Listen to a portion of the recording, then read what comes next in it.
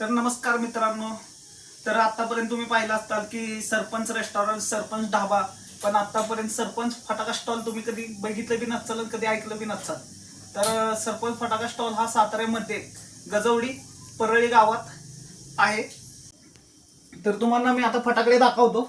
हा बघा सुतळी सरपंच फटाका स्टॉल कसा आहे दणका, आवाज खतरनाक. आणि ह्यातला तुम्हाला पाऊस बी दाखवतो मी. जे पूर्वीची लोक मातीचा पाऊस तयार करून पाऊस तयार करायचे. बघा कसा आहे.